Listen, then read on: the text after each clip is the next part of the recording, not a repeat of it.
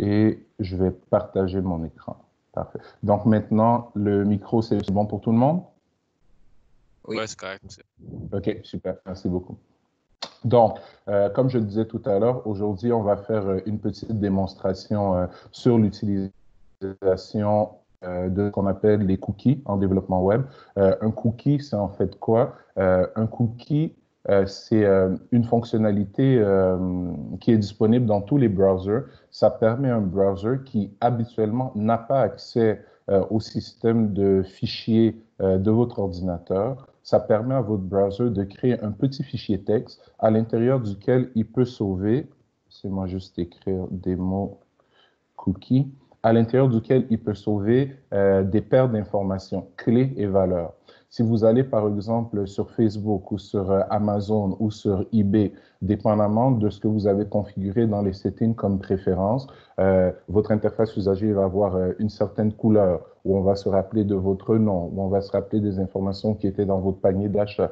Toutes ces informations-là sont stockées dans un fichier texte qui est sur votre ordinateur et dont un site web en particulier a des droits en lecture et en écriture. Il existe deux types de cookies. On peut avoir des cookies persistants et des cookies non persistants. On va voir les deux dans notre démonstration aujourd'hui. Donc, je vais créer mon application. Et je crois que visualiser l'utilisation des cookies est peut-être la meilleure façon de les comprendre. Donc, je vais créer un nouveau projet, un projet de type web.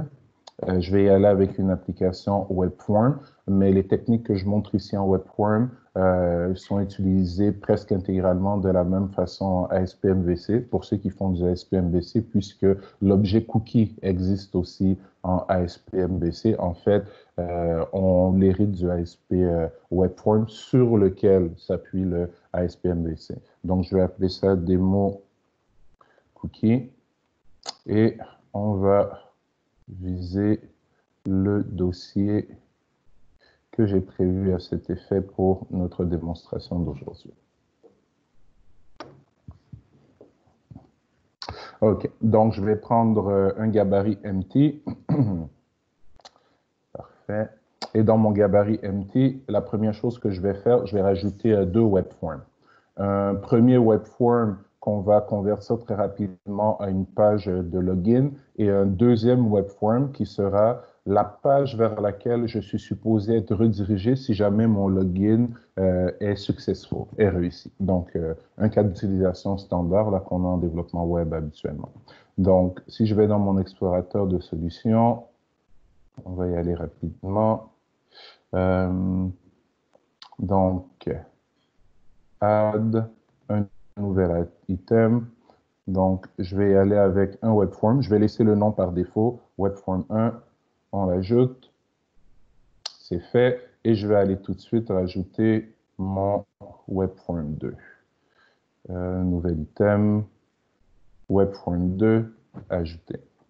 Donc, le problème qu'on a ici, c'est que si je lance ce site web qui ne contient rien pour l'instant, on va peut-être mettre un peu de texte à l'intérieur de nos deux pages, question d'être capable de différencier le formulaire 1 du formulaire 2. Donc, je vais mettre page 1 juste ici et je vais mettre page 2 juste ici.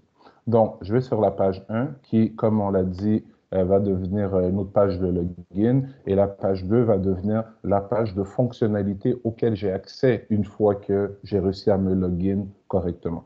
Le problème qu'on a avec ce site web présentement, on va juste laisser notre webform 1 finir de charger, est le suivant. C'est que je peux sans problème venir ici et donner le URL de la page 2, ça va m'amener à la page 2. On veut bloquer cette faille de sécurité.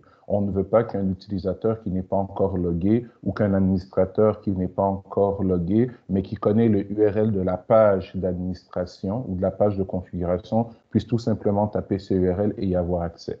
Donc, évidemment, dans chacun de nos webforms, on pourrait réexécuter une requête vers la base de données pour vérifier si le username et le password sont... Mais c'est lourd de refaire ça chaque fois. Si on le fait déjà dans la page de login, ben, l'utilisateur, il est logué. Il devrait donc avoir accès à toutes les pages pour lesquelles son login lui donne un niveau de sécurité adéquat. Et je vais être capable de faire ça sans avoir à utiliser une variable de session.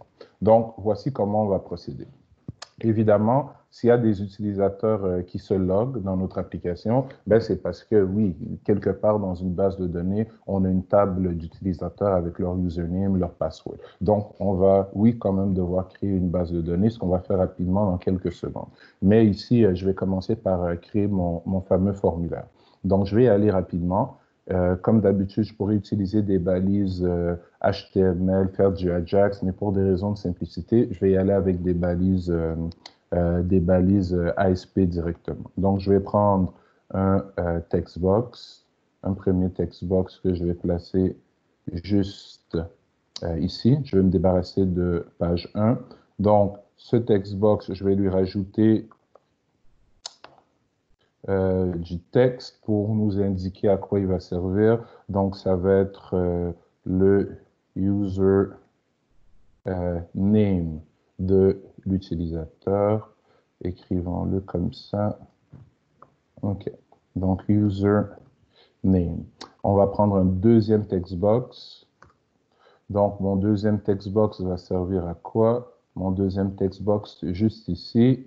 Le premier va avoir l'ID txt username. Le deuxième textbox va avoir l'ID txt password. Et évidemment, on va rajouter ici un attribut texte. Et je vais mettre password ici. Et le dernier élément de ce formulaire va être quoi? Le dernier élément de ce formulaire va tout simplement être un bouton.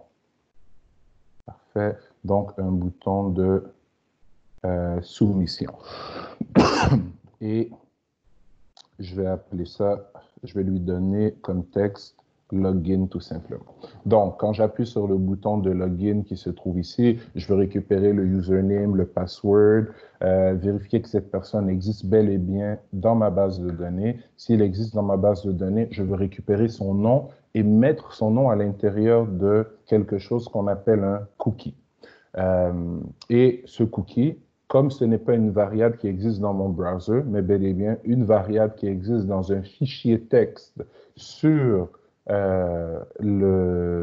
l'ordinateur du client, ce cookie, même quand on ferme le browser, ben, il existe toujours. Donc, chaque fois qu'on passe d'une page à l'autre de notre application web, au lieu de refaire la requête pour vérifier l'authenticité de notre utilisateur, on peut tout simplement aller fouiller dans notre cookie et s'assurer que la paire clé-valeur qu'on y a insérée existe bien. Et si elle existe, c'est que quelqu'un s'est déjà logué, donc on peut lui donner accès à la page. Donc, une image vaut 1000 mots, codons la fameuse séquence que je viens de décrire. Donc, ce dont je vais avoir besoin ici, c'est d'une petite base de données, donc que je vais créer très, très rapidement, puisque on devrait déjà être à l'aise avec ce mécanisme. Donc, nouveau item. Donc, je vais aller dans Data, je vais prendre SQL Server, je vais appeler ça DB User.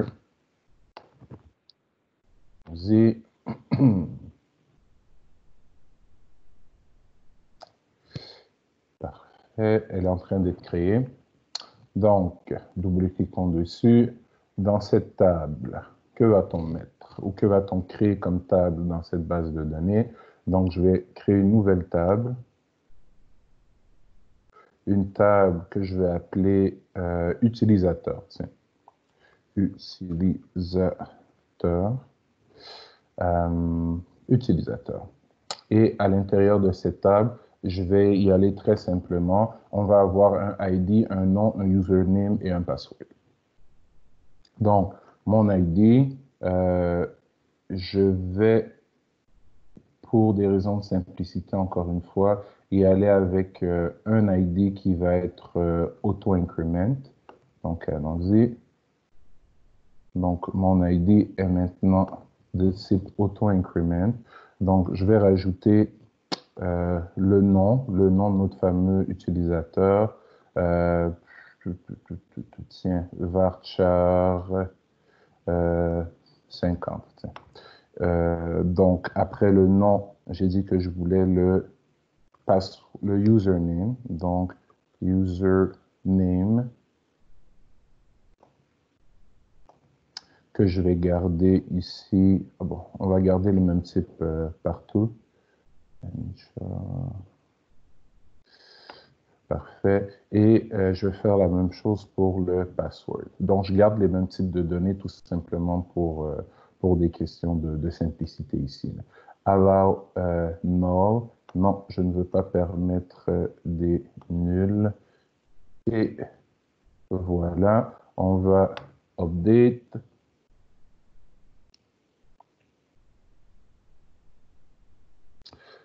On va update encore une fois. Il ne devrait pas avoir d'erreur. C'est une table dans une base de données relativement simple. Et ce que je vais faire ici, juste pour le plaisir, parce que bon, ça fait un peu longtemps que je n'ai pas fait de Link2SQL avec vous, et c'est beaucoup moins long de faire les requêtes en Link2SQL que de les faire en A2.NET. Je vais me créer une classe Link2SQL ici. Mais auparavant, allons juste rajouter quelques informations à l'intérieur de notre base de données. Donc, je vais me créer un premier utilisateur, appelons-le son nom, je vais mettre Fernand tout simplement. Fernand, son username Ftonier et son mot de passe 1, 2, 3, 4, qui est la string 1, 2, 3, 4. Ensuite, allons-y avec Raymond. Ensuite, Ray et 5, 6, 7, 8. Parfait. Donc, on va update encore une fois. Oups. Recommençons. Donc, Raymond, Ray, 5, 6, 7, 8. On va refresh. Parfait. Donc, et je vais maintenant aller rajouter ma classe Link2SQL. Donc, rapidement, add un élément existant dans data, Link2SQL, et j'avais db user, je vais appeler ça, tiens, user gateway, puisque cette classe Link2SQL est un passage, est un chemin vers ma base de données. Allons-y. Et à l'intérieur de cette classe Link2SQL, je vais glisser ma fameuse table utilisateur. On va sauvegarder et on est donc prêt à travailler. Donc, la première chose que je vais faire ici, je vais aller dans mon fameux webform et évidemment, quand on clique sur le bouton Login, la première chose qu'on veut faire, c'est vérifier si le username et le password qu'on a récupéré correspondent bien à un utilisateur qui se trouve dans notre système.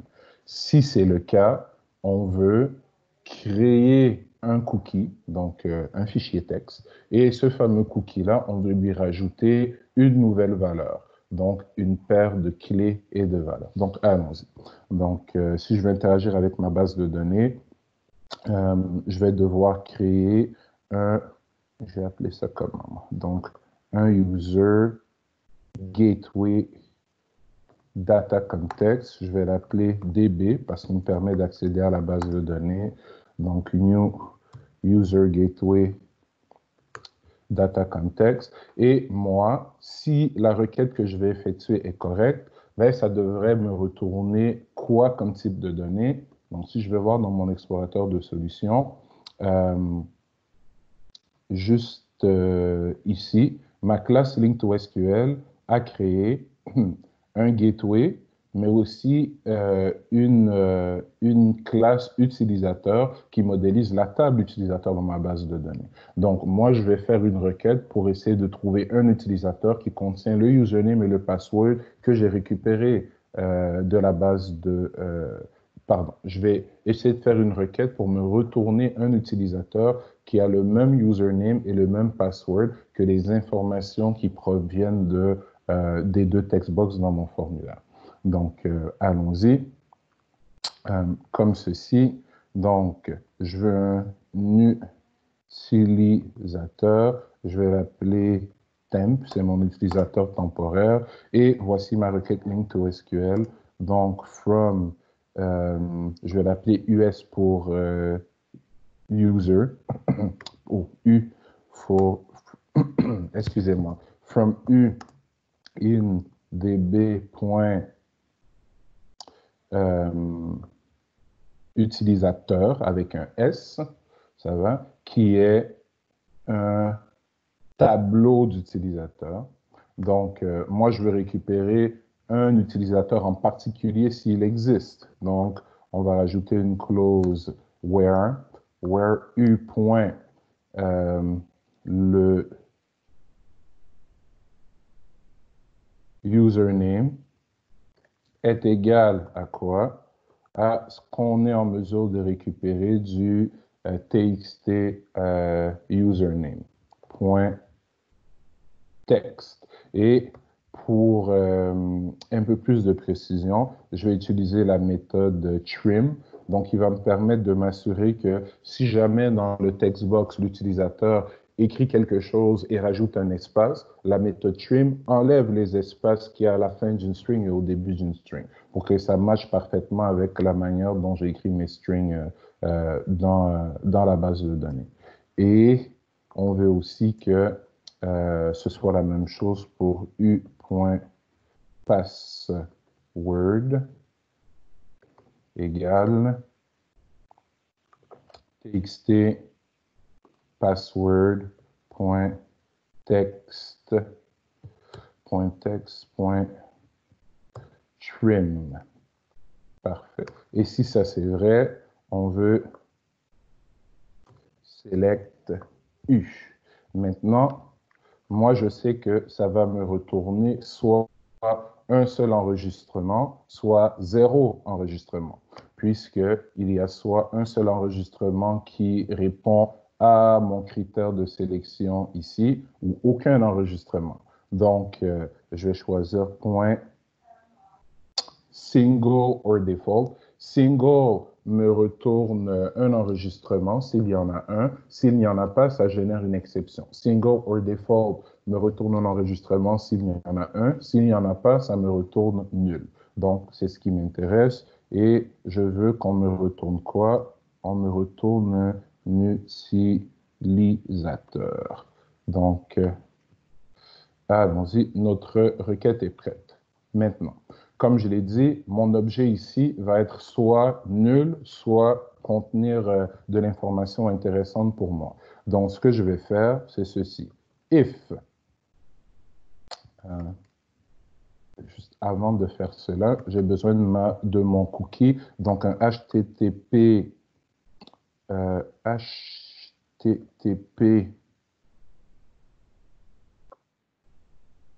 cookie. Donc, un HTTP cookie, appelons-le cookie égale new cookie. Donc, on a deux constructeurs. Celui qui va m'intéresser est le constructeur. On a un premier constructeur où on peut donner une string qui est le nom de notre cookie parce qu'on peut avoir plusieurs cookies associés à la même application web. Et on a un deuxième paramètre qui est le nom du cookie et la valeur associée. Si j'utilise ce deuxième paramètre, c'est quand mon cookie ne peut contenir ou ne pourra contenir qu'une seule valeur, ce qui ne m'intéresse pas. Moi, j'aimerais rajouter plusieurs paires de clés-valeurs dans mon cookie. Donc, je vais utiliser le premier constructeur et je vais appeler ce cookie, tiens, user info. Donc, c'est sous ce nom qu'on va pouvoir aller observer ce cookie par la suite dans les différents paramètres de notre browser. Donc, je crée mon cookie et ici maintenant, je vais vérifier. Si mon objet temp est différent de nul, ça veut dire que les informations de login étaient bel et bien correctes. Donc, on va effectuer un certain traitement, sinon on va effectuer un autre traitement. Donc, si mes informations de login étaient bien correctes, qu'est-ce que j'aimerais faire? Ben, j'aimerais prendre mon fameux cookie et y insérer des informations sur le fameux utilisateur. J'aimerais y insérer son nom, tout simplement. Donc, ce que je vais faire, c'est cookie, point values, point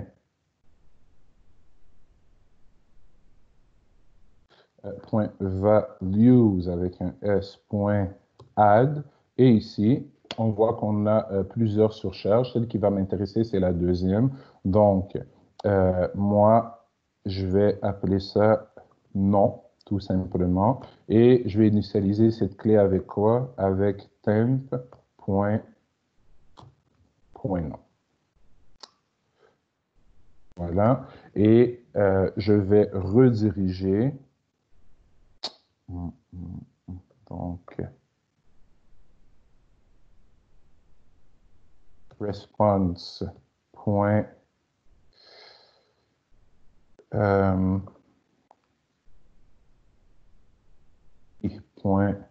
add. Je crée mon cookie et je le rajoute à mon application web. Je l'associe à cette application web.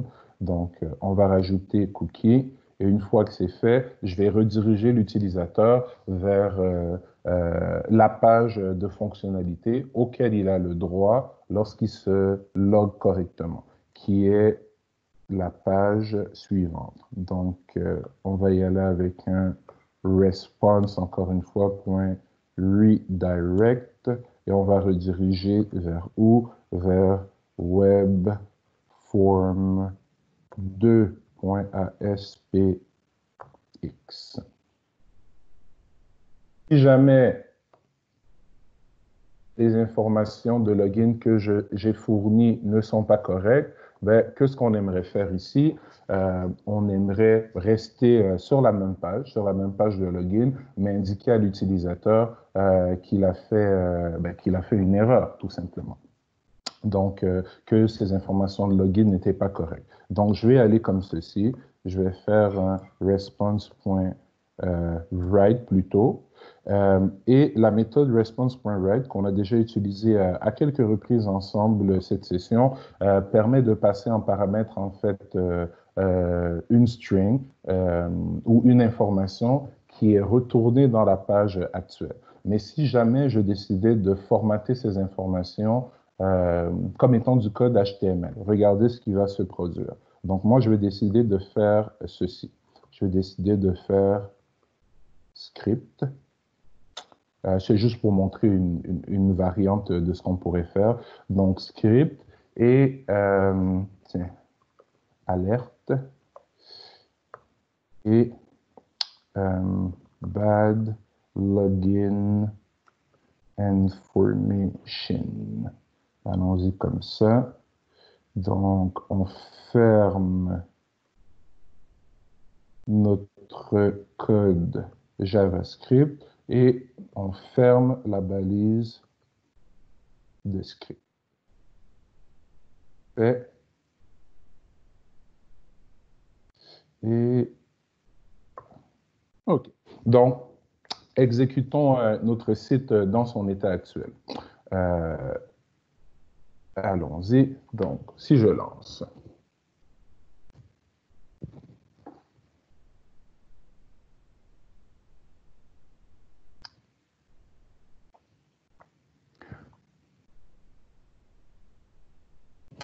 J'aurais dû mettre des points d'arrêt, mais bon, comme le code est un peu simple pour l'instant, c'est pas trop grave. On rajoutera des points d'arrêt tout à l'heure parce qu'on a encore des manipulations à faire dans notre code côté serveur.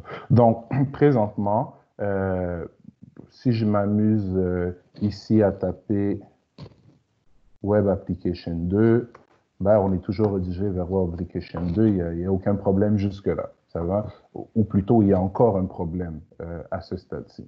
Donc, je vais retourner dans mon application 1 et si je soumets mon formulaire présentement, il devrait avoir un problème. On ne devrait pas être redirigé vers le formulaire 2. Pourquoi? Parce que les informations de login que je fournis présentement ben, sont totalement fausses. Donc, et voilà, bad login information, et on est ramené sur notre page de départ. Et si je vais inspecter dans mon browser, dans Chrome, je répète, ce que je vais vous montrer peut se trouver dans un menu différent dépendamment du browser que vous utilisez. Moi, j'utilise Chrome. Donc, je suis allé dans mes settings et dans mes settings, juste ici, dans Site Settings, donc Control what information website can use and what content they can show you. On voit ici Cookies. Si je clique sur les cookies, et je vais inspecter les cookies, ben, je vois que présentement, je n'en ai aucun. Amusons-nous à rentrer les bonnes informations maintenant dans notre site web. Donc, username FTONYE et mot de passe 1, 2, 3, 4. Donc, voilà. Et on voit que ben, ça a marché. J'ai bel et bien été redirigé vers la page 2, comme on le voit ici. Et si je vais maintenant inspecter mes fameux cookies, donc toujours au même endroit, allons inspecter les cookies. Allons inspecter les cookies. Je vois que j'ai un cookie sur localhost parce que le serveur, il est présentement sur mon ordinateur. Si je vais inspecter ce cookie, il s'appelle UserInfo et à l'intérieur du cookie UserInfo, ben, j'ai un élément qui a comme clé nom et qui a comme valeur Fernand. Ce cookie, présentement, on a un petit problème avec. Pourquoi? Parce que si on regarde sa date d'expiration, on voit sa date de création, donc l'heure à laquelle il a été créé, qui est l'heure sur mon ordinateur, mais sa date d'expiration ici, donc dès que je ferme le browser, ce cookie va disparaître, donc le fichier texte va être effacé de mon ordinateur. Donc, ça revient un peu à une variable de session. On va voir comment changer ce mécanisme tout à l'heure. Donc, pour être sûr qu'on comprend bien ce qui vient de se passer, je vais mettre des points d'arrêt dans le code actuel. On n'a toujours pas réglé notre problème parce que si je tape le URL du Webform 2, pour l'instant, je suis quand même redirigé vers le Webform 2. Mais assurons-nous qu'on comprend d'abord ce qui se passe ici. Donc, je vais mettre un point d'arrêt là et je vais relancer l'application. Donc, si je ne rentre pas d'informations de login valable, parfait, et que donc mon thème présentement, il est nul. Si j'exécute, ben, évidemment, il est toujours nul, puisque les informations que j'ai passées en paramètres ici ne correspondent pas du tout aux informations de aucun des utilisateurs dans la base de données. Donc, on va sauter par-dessus le if et tomber dans le else. Dans le else, on retourne une string formatée en HTML qui est du code JavaScript. Donc,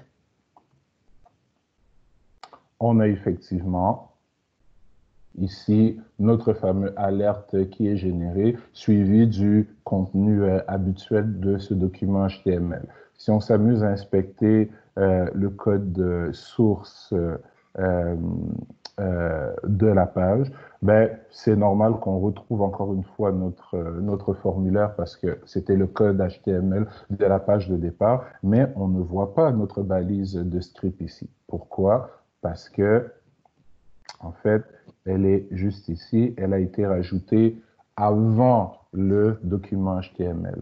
Quand on fait un document.write, on concatène before le contenu actuel du document HTML.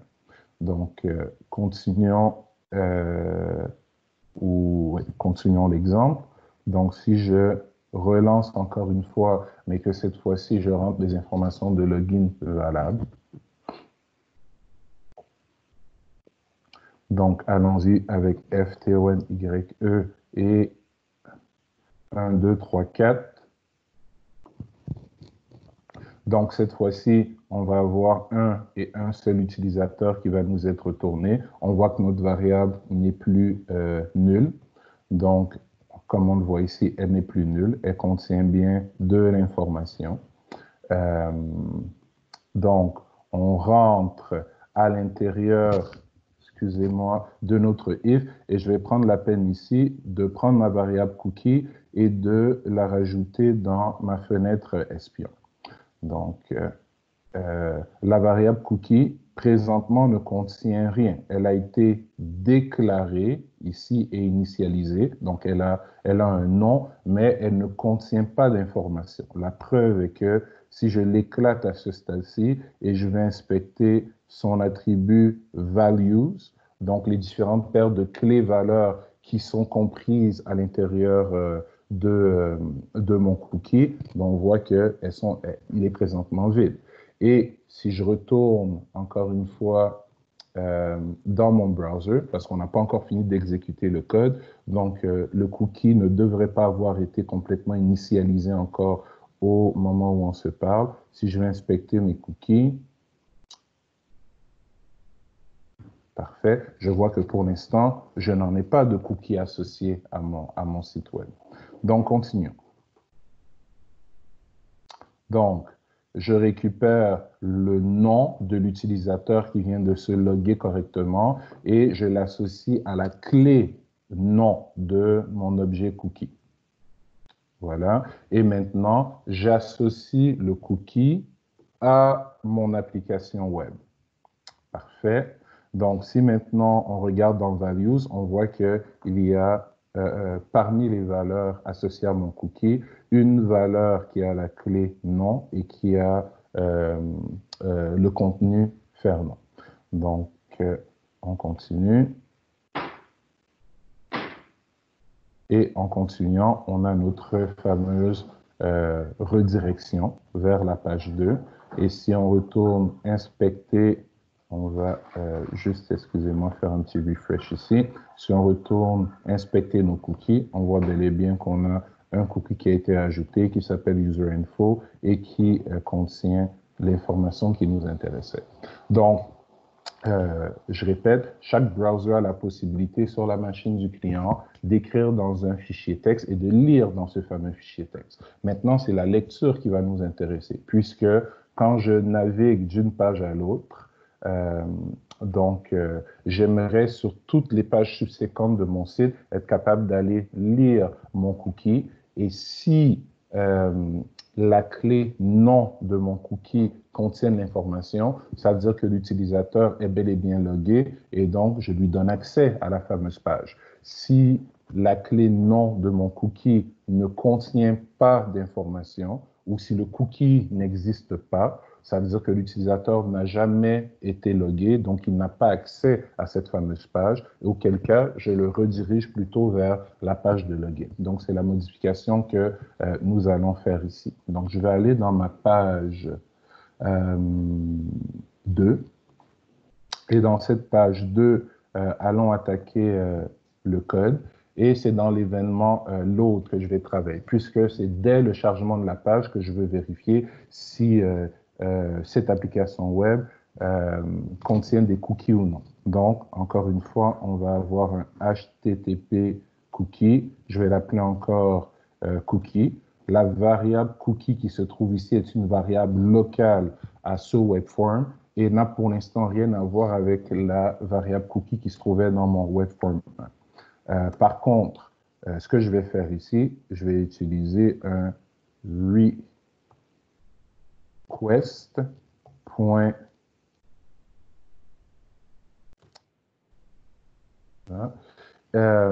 Request.cookie.get et la méthode get a plusieurs surcharges, donc je peux lui passer un integer, parce qu'un cookie, c'est un peu comme un tableau dynamique ou un dictionnaire, donc il y a plusieurs cases. Le premier cookie que je add, pardon, le premier cookie que je crée dans une application a l'index 0, le deuxième l'index 1, etc. Mais je peux aussi y aller avec les strings. Donc, mon cookie, si je me souviens bien, il s'appelle user info. Donc, je vais aller chercher le nom du cookie qui m'intéresse. Oups, dans le formulaire 2. Parfait, user info. Donc, pendant qu'on y est, je vais donner une syntaxe alternative.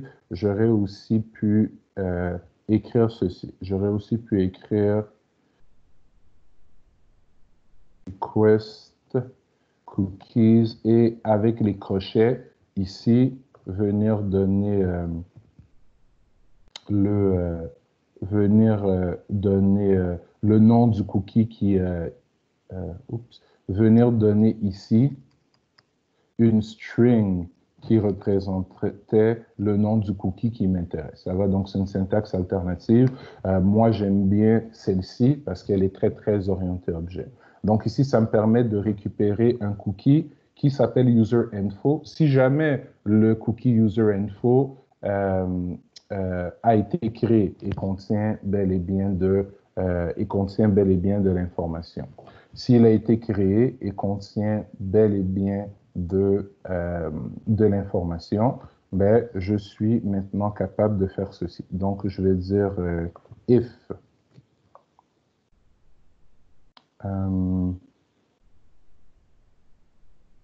cookie est encore une fois différent de nul. Donc, s'il est différent de nul, ça veut dire qu'on a de l'information à l'intérieur. Donc, à ce moment, j'aimerais récupérer une des paires de clés valeurs qui est à l'intérieur de ce cookie et l'afficher dans ma page. Ça va?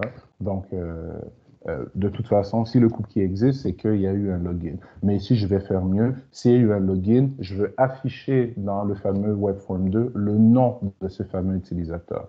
Donc, ce que je vais faire ici, c'est ceci. On sait que dans ce Webform 2, on a quoi pour l'instant? On n'a absolument rien. On a un div et on a un formulaire avec l'ID form 1. Donc, je n'ai pas d'ID sur mon div, donc je ne peux pas faire d'Ajax, mais ça ne m'empêche pas de créer de manière dynamique, par exemple, des balises et de les insérer dans mon DOM. Donc, je vais utiliser une technique ici, mais bon, on pourrait y aller de différentes manières. Donc, je vais retourner ici et faire la chose suivante. Donc, je vais créer un nouveau textbox. Donc, allons-y comme ceci. Je vais créer un nouveau textbox, T égale new textbox. Voilà mon textbox. Et je vais setter mon textbox avec quoi? Donc, t.text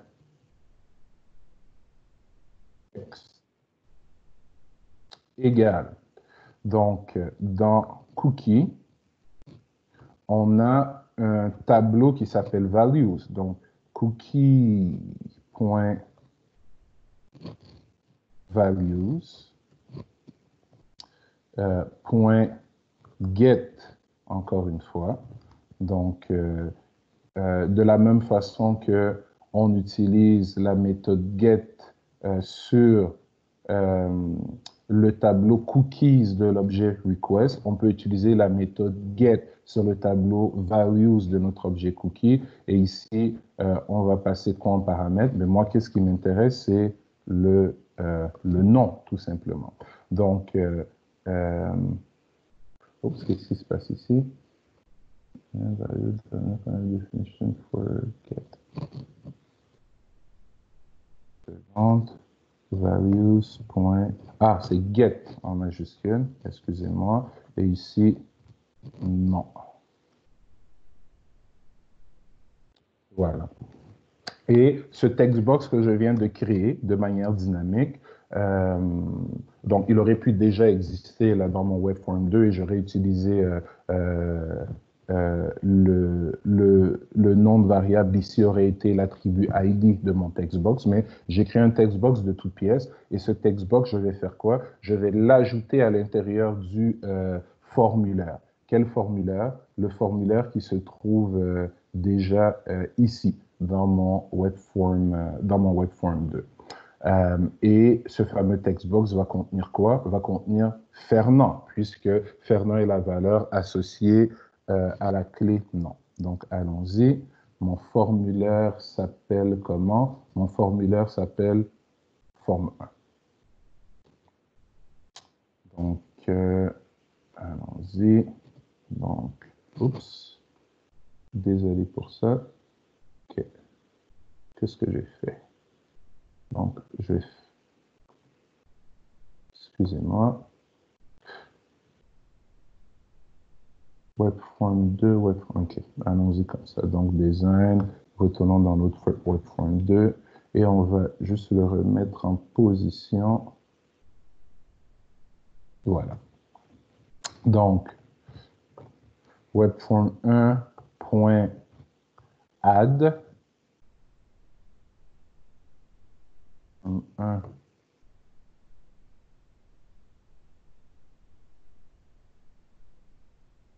Ah, excusez-moi, Webform 1. Controls.add, merci beaucoup. Donc, c'est exactement le même principe que quand on s'est amusé avec les user controls en deuxième session. On s'amusait à rajouter des user controls dans notre formulaire à travers le code. Donc, un web form comme un form Windows a un tableau dynamique qui s'appelle controls, qui contient tous les contrôles web ici, qui sont sur la surface de notre web form. Donc, de la même façon qu'on pouvait contrôler qu'on pouvait créer des user controls en desktop, on peut créer ce qu'on appelle des web controls en ASP avec leurs propres événements, etc., etc. Donc, .add. Et à l'intérieur, je vais faire quoi? Je vais rajouter mon fameux amité. Donc ça, c'est si jamais le cookie a été créé. Si jamais le cookie n'a pas été créé, ben, ça veut dire que la personne ne s'est jamais loguée. Donc, je ne vais pas lui donner accès à cette page. Je veux directement la rediriger vers la fameuse page de login. Donc, ce que je vais faire, je vais juste rapidement venir chercher, tiens, le code qu'il y a ici, le ramener dans mon webform2.aspx et changer le 2 pour le 1. Parfait.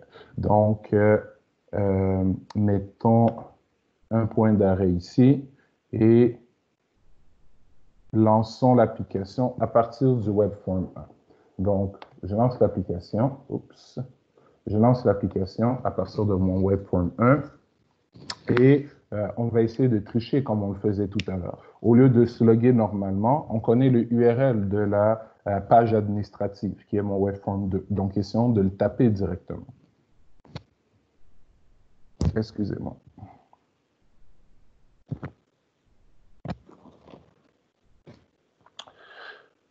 Parfait. Donc, je vais venir ici et je vais taper directement Webform 2. Ou plutôt, avant de... j'ai pas encore fait... OK, donnez-moi une seconde. Parfait. Je vais juste recharger...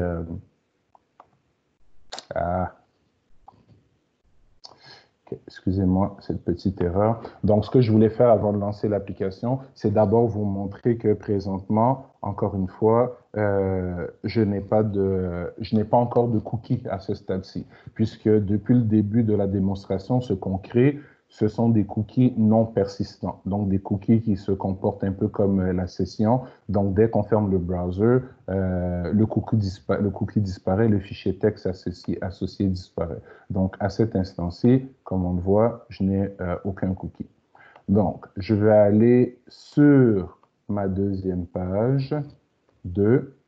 On se souvient que avant qu'on mette du code dans le deuxième webform, ben, quand on essaie d'y aller, ben, ça nous permettait d'y aller. Donc, regardez ce qui va se passer. Je suis effectivement dans mon deuxième webform Et mon objet cookie, il est nul parce que je ne suis jamais passé par la page de login.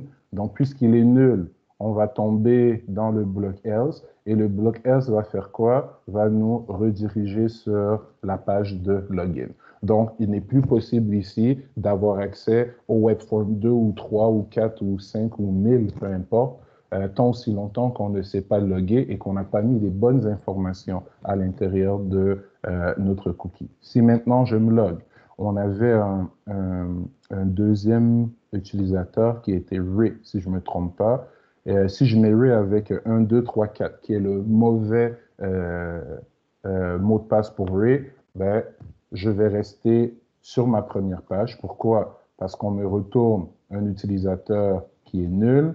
Donc, c'est mon fameux code ici qui va s'exécuter. Donc, je suis retourné encore une fois vers la même page de login et on m'informe que mes informations de login étaient mauvaises. Donc, gardons Ray, mais cette fois-ci, passons 5, 6, 7, 8, si je ne me trompe pas. Voilà. Donc, on devrait trouver les informations de Ray, ce qui est fait. Ray contient de l'information.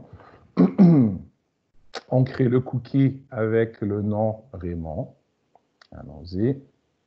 On rajoute, on associe le cookie à notre site. On redirige vers la page qui contient les fonctionnalités administratives.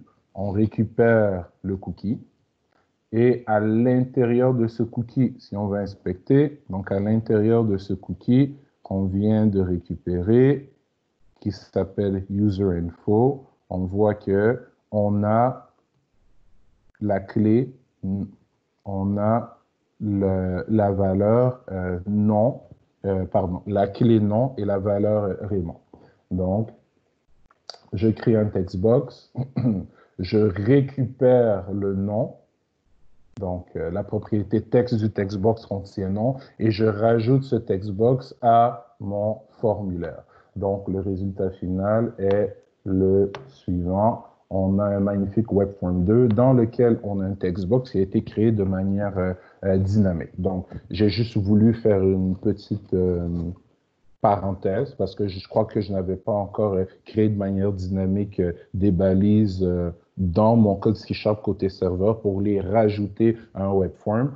On créait plutôt de manière dynamique en jQuery des éléments HTML et on les rajoutait dans notre DOM. Donc, c'est juste pour montrer que les deux méthodes sont possibles. Si je retourne inspecter, bon, à partir du moment où mon cookie est créé, et tant aussi longtemps que je ne ferme pas le browser, ben, il n'y a pas de problème. Je peux m'amuser à osciller de la page 1 à la page 2 sans problème. Pourquoi? Parce que chaque fois que je vais sur la page 2, le cookie existe, donc ça me permet d'afficher le contenu de la page. Et on peut encore aller le vérifier une fois. Le cookie est bel et bien existant.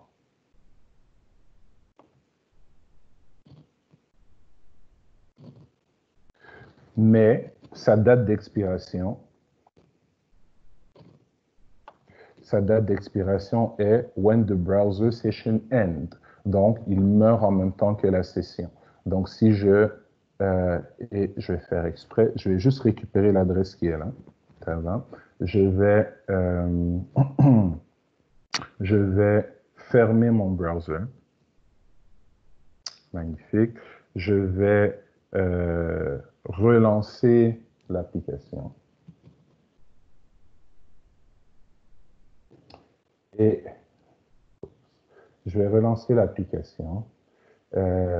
Et bon, j'aurais dit aller sans point d'arrêt, mais c'est pas grave. Donc, je vais relancer l'application et je vais demander qu'on me renvoie vers le Webform 2. Et on voit que ben, le cookie est nul. Et je peux aller vérifier mon cookie. Comme on l'a vu tout à l'heure dans les settings, sa durée de vie est aussi longue que la session d'utilisation du browser. Donc, qu'est-ce qui se passe si j'aimerais que mon site stocke des informations sur l'ordinateur de mon client et que ces informations-là elles puissent rester là un jour, 2 jours, 1 an ou 6 mois pour que si jamais l'utilisateur revient sur mon site, ben, mon site soit capable d'aller automatiquement récupérer l'information dans les cookies pour personnaliser l'interface usager. Donc, ce que je suis en train de décrire présentement, c'est un autre cas d'utilisation des cookies. On peut l'utiliser pour de l'authentication, donc pour du login, pour se souvenir que l'utilisateur s'est déjà logué et ne pas lui redemander de se loguer chaque fois. Ça, c'est en utilisant un cookie non persistant. Mais si on veut utiliser le cookie pour personnaliser l'expérience de l'utilisateur, donc pour se rappeler de ses choix ou de ses préférences, pour être capable d'aller recharger ses choix et ses préférences pour reformater l'interface usager, ben, on a besoin d'un cookie persistant. Donc, ce qui se fait relativement facilement. Si je retourne dans le code que j'ai déjà réalisé avec vous, juste ici, donc, je vais faire la chose suivante. Juste avant de excusez-moi, juste avant d'associer mon cookie au site web actuel, on va modifier une de ses propriétés. Donc, cookie, qui est ma variable de type HTTP cookie, .expire. Donc, la propriété expire gets or set the expiration date of the cookie. Donc, ce que je vais faire, égale datetime, disons now. Donc, je prends la date d'aujourd'hui, point ads. Donc, je peux rajouter un certain nombre de jours, un certain nombre d'heures, un certain nombre de mois, un certain nombre de millisecondes. Je vais faire add days et je vais rajouter, disons, 3 jours. Et je vais relancer l'application. Donc, je relance mon application.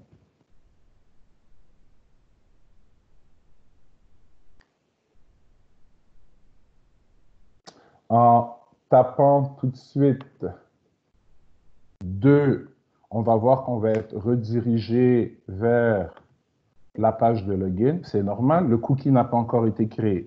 Mais si je me log concrètement, Ftonier, 1, 2, 3, 4, login, on va faire continue, continue. Parfait. Donc, on voit qu'on s'est logué correctement cette fois-ci et donc le cookie a été créé. Si on va maintenant observer ce fameux cookie, juste ici, ici et ici. Donc, on voit qu'on a notre cookie qui contient nom Fernand et si je descends, voici sa date d'expiration. Donc, on est bel et bien mercredi, jeudi, vendredi, samedi. Ça fait 3 jours de plus. Et voilà. Et le cookie a été créé à 3h01 24 secondes et il sera détruit à 3h01 24 secondes samedi. Donc, si je ferme maintenant mon browser et que je relance mon application, donc je relance un site web en particulier, pas n'importe quel site web. Faisons continue. Ça va. On voit que j'ai accès directement à ma fameuse... bon, c'est parce que j'ai lancé... j'étais sur la page 2 quand j'ai lancé, mais bon, c'est le même comportement sur la page 1 pendant qu'on y est. Donnez-moi juste une seconde. Pourquoi comment je me débarrasse de ça ici? Bon, c'est pas grave. Donc, je lance mon application et puisque notre cookie est maintenant persistant parce qu'on a prolongé sa date d'expiration, ben, si j'essaie de me rendre directement sur la page 2, je vais pouvoir y aller sans aucun problème et ma page 2 va pouvoir récupérer sans aucun problème les informations qui sont stockées dans mon cookie.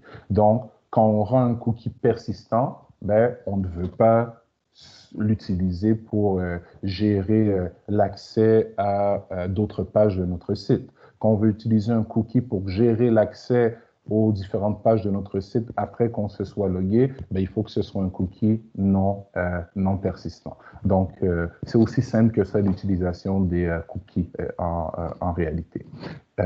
Est-ce que c'est clair pour tout le monde? Donc, s'il y a des questions, allez-y, je vous écoute. Oui, non, peut-être? Donc, question. Oui. Donc, maintenant, à partir de maintenant, on peut utiliser Cookie dans notre projet MVC et ASP Webform, oui, au lieu de session. C'est mieux. Ben, pas au lieu de session. Ça dépend du contexte. Tu veux l'utiliser pour faire quoi? Si c'est pour un login, ça va? Euh, Si c'est pour un login, tu peux utiliser la session pour te souvenir que tu t'es logué ou tu peux utiliser le cookie. Mais si tu utilises le cookie, il faut que ce soit un cookie non persistant. Ça va? Donc, le cookie peut être utilisé pour le login si c'est un cookie non persistant. Ça va?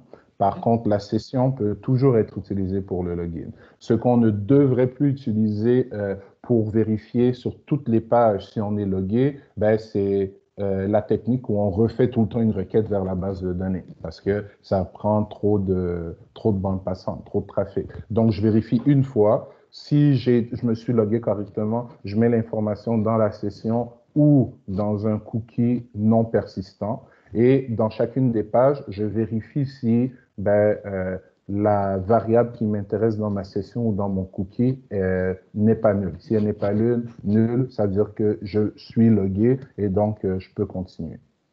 Ça va?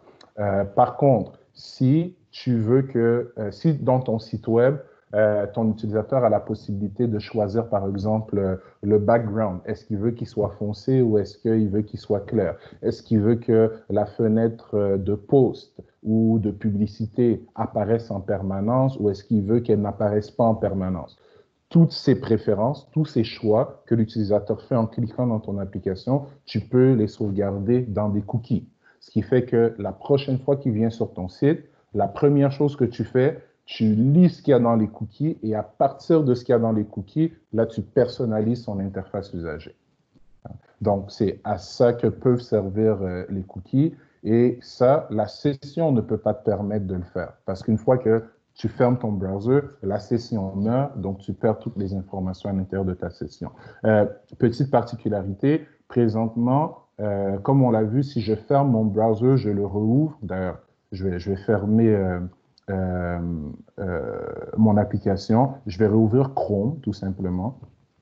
Et c'est pas parce que j'ai lancé Visual Studio que j'ai eu accès à cette session. Cette session, elle est maintenant, pas cette session, mais ce cookie, il est maintenant enregistré, pas de manière permanente, là, mais jusqu'à samedi sur mon ordinateur. Donc, présentement, voici tous les cookies qui sont sur mon ordinateur. Donc, j'en ai plusieurs. Et on voit que ben, chacun de ces cookies est associé à des sites web différents. Vous voyez? Donc, j'ai des clés ici qui identifient de manière unique différents sites web. Si je continue à me promener là-dedans, là, ça va être long. Regardez ma fenêtre ici. J'en ai des cookies sur mon ordinateur. On en a tous des cookies sur notre ordinateur. Tous les sites ou la majorité des sites utilisent les cookies pour stocker certaines informations sur nos ordinateurs.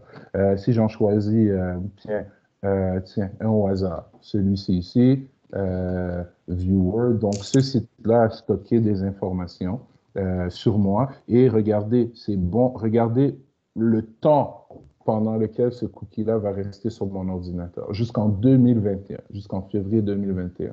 Donc, je pourrais chercher le cookie qu'on a créé tout à l'heure dans la barre de tâches, mais le plus simple, si je fais Remove All, ben, je viens de me débarrasser de... Oups, pas ici. All cookie, remove all, voilà. Je viens de me débarrasser de tous les cookies, de tous les sites qui ont pu écrire sur mon ordinateur. Donc, je répète, les PayPal, les Amazon, le site de votre banque, tous ces sites écrivent des informations sur votre ordinateur. dans un dossier qui est réservé à votre browser pour les cookies, mais ce ne sont pas des informations sensibles. Parce que si ce sont des informations sensibles, n'importe qui pirate votre ordinateur peut aller inspecter le répertoire des cookies et avoir toutes vos informations. Ça va? Donc, on vient de préciser dans quel contexte la variable de session peut être utilisée et dans quel contexte le cookie peut être utilisé. Et je répète, je viens de le montrer en ASP Webform, mais c'est le même objet en ASP MVC et en PHP, c'est la même idée. En PHP, c'est un tableau associatif. Si vous faites du Python, c'est le même principe. Si vous faites du JSP, c'est le même principe, mais c'est standard en programmation web d'utiliser des cookies pour stocker de l'information non critique sur la machine de l'utilisateur pour éviter d'avoir à interagir trop souvent avec la base de données. Et c'est standard aussi en informatique, web, côté serveur, d'utiliser les cookies pour authentifier l'utilisateur quand il navigue sur les différentes pages de notre application. Dans l'exemple que j'ai fait, je n'ai rajouté qu'une seule paire de clés valeurs à l'intérieur de mon cookie, mais je peux en rajouter autant que je veux en réalité. Donc, j'aurais pu rajouter par exemple le nom avec le nom de la personne et le niveau de sécurité, par exemple. Pourquoi? Disons que je crée une application web pour gérer la comptabilité d'une entreprise. Donc, disons, le manager, ça va, il a accès à certaines informations de comptabilité, mais le comptable de la compagnie a accès à beaucoup plus d'informations critiques. Donc, je me log en tant que manager ou je me log en tant que comptable, dépendamment du niveau de sécurité qui est rajouté dans l'attribut sécurité que j'ai mis dans mon cookie, ça va me donner accès à plus de pages sur le site web qu'au manager. Donc, on peut gérer la sécurité aussi de cette manière-là. Quoique, ça pourrait être fait aussi avec la variable de session. Donc, on choisit le bon outil dépendamment du contexte. Donc, je crois que ça répond complètement et même un peu plus à la question de Valéria. Ça va, Valéria? Oui, merci. Super. Une autre question?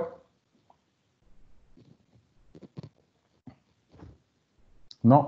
Donc, dans votre site, le Safari, comme on l'a dit, on a présenté la semaine dernière des fonctions administratives à implémenter.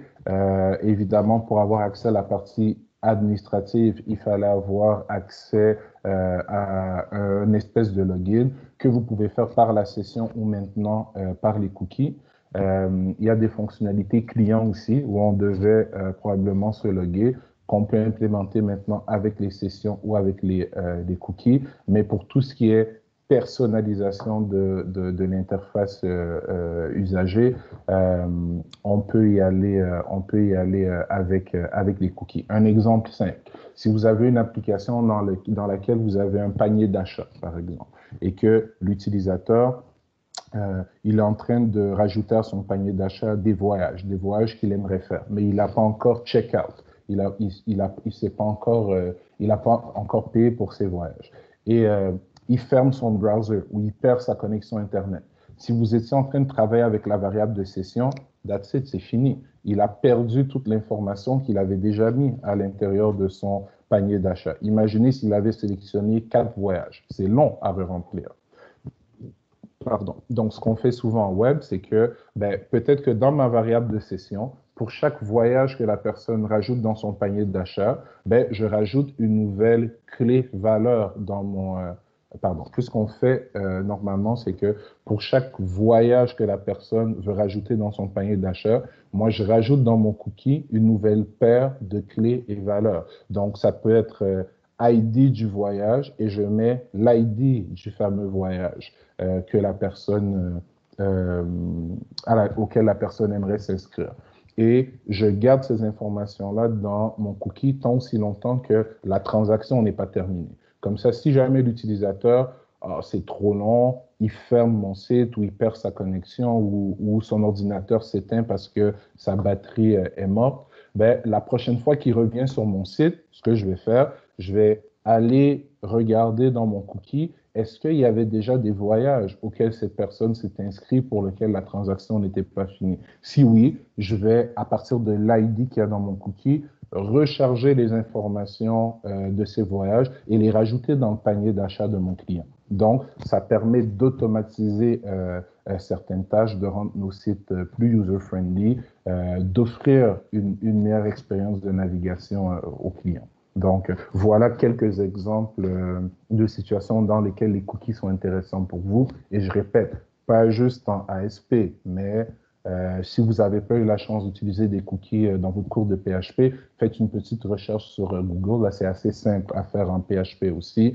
Et bref, c'est quelque chose que vous devez maîtriser, lire et écrire des cookies dans toutes les technologies web côté serveur que vous connaissez ou que vous allez avoir à apprendre soit à l'école, soit sur le marché du travail. Donc, voilà pour cette petite démo. Donc, j'arrête là-dessus. Pour la balance, donc jusqu'à 18 h, voyons, pour vous aider à implémenter vos fonctionnalités dans le Safari. Pour ceux qui sont ASP MVC demain avec moi, je vous ai donné mardi matin, donc hier matin, un petit vidéo qui durait 57 minutes, 1 heure à peu près, sur l'intégration PayPal. C'était exprès, c'était pas fait, c'est une vidéo que j'ai fait il y a 1 an, je pense, ou 2 ans, en JSP, donc Java Server Page, qui ressemble beaucoup à ASP en réalité. Donc, c'est de la programmation web côté serveur en Java, ce que les étudiants en 5e session vont faire avec moi cet été. Donc, pourquoi je vous l'ai présenté dans ce vidéo-là, l'intégration PayPal, au lieu de faire une vidéo en ASP, ben, c'est que c'est orienté objet, premièrement, mais en regardant les étapes, normalement, avec le bagage orienté objet qu'on a à ce stade, ben, on devrait voir directement de quelle manière modifier ce qui a été fait dans cet exemple pour l'inclure dans une application ASP ou même dans une application PHP parce que c'est grosso modo la même histoire. Une fois que je suis capable de récupérer de ma session ou d'un tableau, d'une classe, les informations sur mes produits, ce qui est important pour faire du paiement PayPal, c'est de connaître les variables que je dois passer aux balises hidden et le URL du script sur les serveurs de PHP que je dois attaquer. Et l'autre chose importante, c'est comment est-ce que je peux créer mon compte PayPal Business et comment est-ce que je peux me créer ce qu'on appelle le fameux sandbox. Donc, un compte client et un compte business virtuel dans lequel je peux charger du faux argent pour tester mes transactions. Donc, je voulais que vous l'ayez vu dans un langage un peu différent du nôtre parce que c'est la logique, les étapes qui sont intéressantes. Donc, demain matin, ben, on va reprendre plus ou moins les mêmes notions, mais on va les adapter dans un petit exemple en ASP MVC. Et si on voulait le faire en ASP Webform, encore une fois, ben, pour ceux qui sont en ASP MVC, ben, vous avez déjà la logique et la syntaxe. C'est les mêmes balises, c'est les mêmes attributs, mais il faut juste adapter le code à un Webform au lieu d'un contrôleur. Ceux qui sont en Webform, ben, je ne vous ai pas donné cette notion parce qu'on va le faire ensemble de toute façon cet été en ASP MVC, mais je ne voulais pas que les gens de AEC finissent leur formation sans avoir fait une application complète qui intégrait le paiement PayPal. C'est pour ça que je leur donne d'avance. Donc, comme je le dis, s'il n'y a pas d'autres questions, mais je crois qu'il y en a une, j'ai entendu un micro. Oui. Oui. Pour le Safari, là, oui. Est-ce que tu peux faire un document pour les requis qu'il faut ajouter? Parce que moi, je ne me souvenais pas qu'il fallait que le client se connecte. Je pensais que c'était seulement l'administrateur. OK, pas de trouble. Donc, c'est vrai, ça s'est peut-être perdu dans les différents posts, parce que j'avais mis ça dans les posts. Donc, pas de problème, M. Brunet. Je fais ça ce soir ou demain, puis je vous le dépose et sur Teams et sur Omnivox. Merci. Ça fait plaisir. Donc, sur ce, je stoppe l'enregistrement, je stoppe la réunion. Je reste disponible pour le support. Et pour ceux qui sont en AEC, on se voit demain matin. Pour les autres, je suis disponible en support et on se voit la semaine prochaine. Ça va pour tout le monde? Oui, merci. Oui, monsieur. Parfait. Bon après-midi à tout le monde. Oui, merci. Parfait. Donc, arrêtons l'enregistrement et arrêtons la